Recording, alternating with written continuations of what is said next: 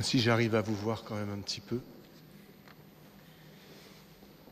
S'il y en a qui dorment, je ne parlerai pas trop fort pour ne pas les réveiller.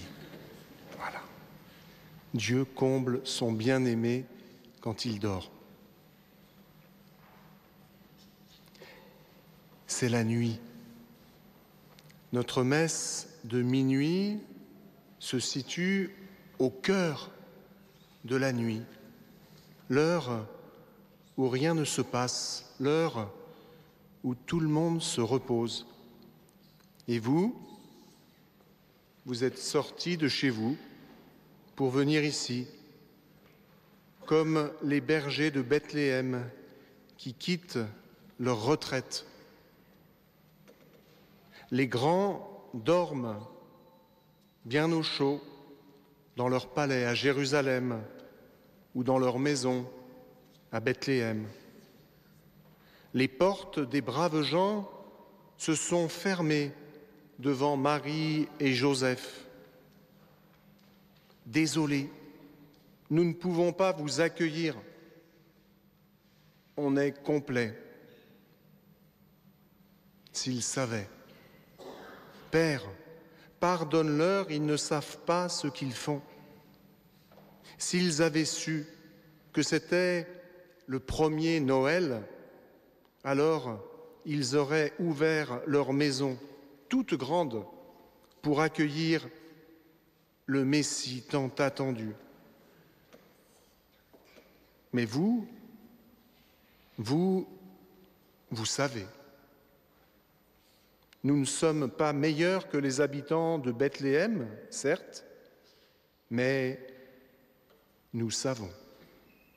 Nous savons qu'il vient. Alors, qu'allez-vous dire à l'enfant Jésus? Qu'allez-vous dire à Dieu? Plus les années passent, plus cette fête de Noël me bouleverse. On ne fait du bien aux hommes qu'en les aimant, se plaisait à répéter notre fondateur, Jean-Léon Le Prévost. On ne fait du bien aux hommes qu'en les aimant. Et il avait tout compris. Jésus, lui, le savait depuis toujours. Il nous a donné la vie parce qu'il nous aimait. Et devant notre refus de cet amour, de cette alliance, le Seigneur ne se décourage pas, bien au contraire.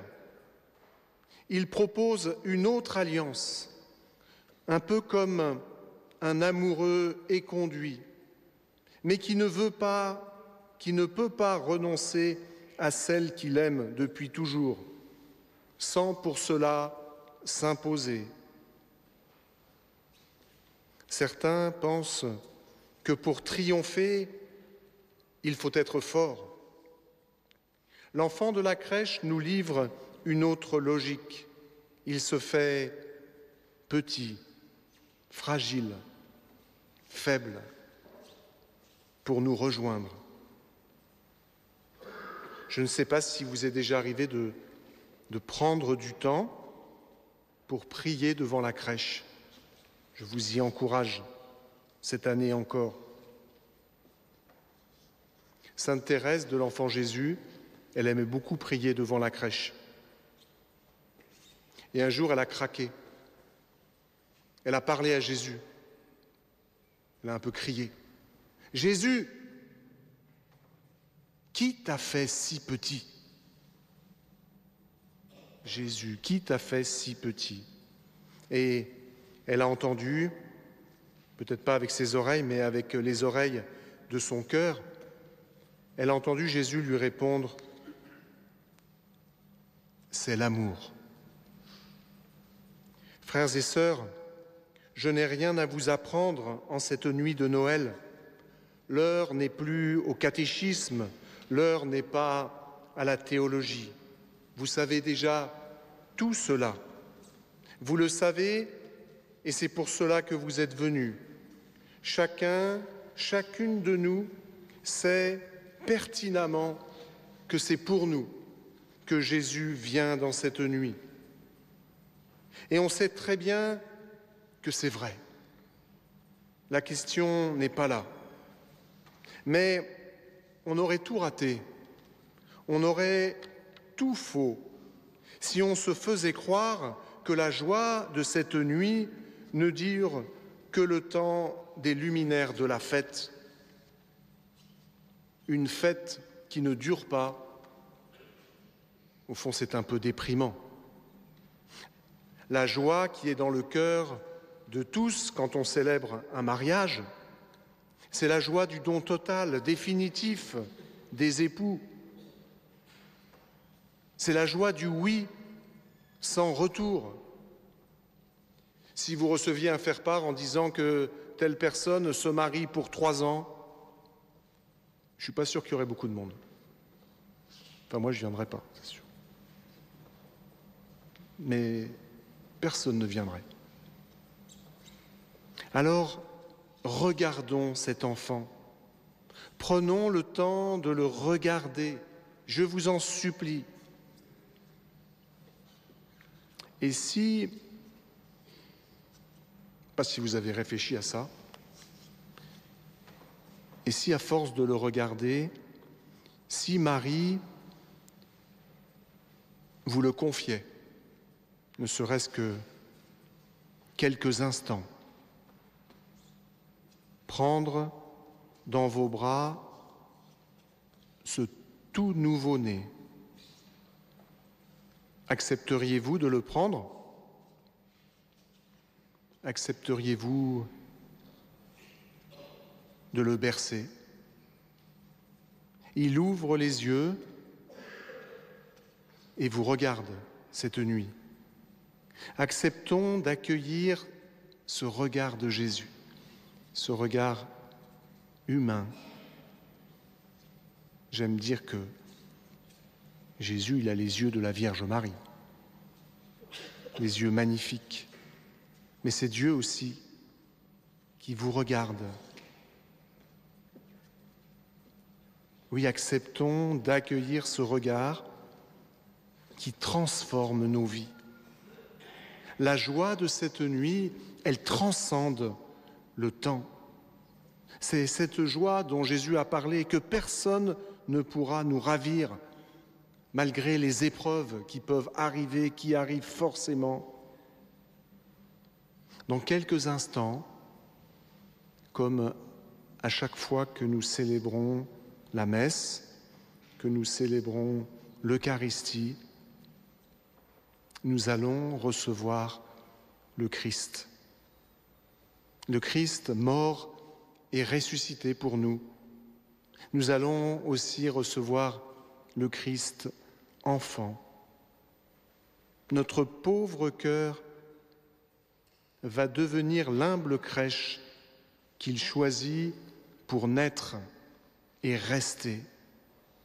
Il ne partira que si nous le mettons dehors.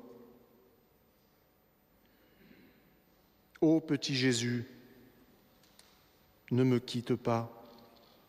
Ou plutôt, aide-moi à ne jamais te quitter, que jamais je ne sois séparé de toi. Quand on communie, quand on reçoit l'Eucharistie, mais c'est Noël à chaque fois. Et quand on connaît la joie des enfants qui font leur première communion, eh bien c'est la même joie que Noël, bien évidemment, une joie qui dure. Le prêtre que je suis, les prêtres que nous sommes, le Père Emmanuel, puis on est heureux d'accueillir notre Père Gilles qui nous fait la joie de passer Noël avec nous. Oui, les prêtres que nous sommes sont bouleversés de voir votre amour pour le Seigneur. Quand vous vous approchez du sacrement de la miséricorde, du sacrement du pardon. Oui, nous savons tous que Jésus est le bonheur de nos vies, de nos existences personnelles, de nos familles, de nos sociétés, de notre monde. Alors n'attendons pas plus longtemps. Prenons dans nos bras celui que Notre-Dame nous tend, celui qu'elle nous offre, puisqu'elle le donne au monde. Mais je n'en suis pas digne, pourrions-nous objecter. Nous pourrions avancer de nombreuses raisons pour refuser.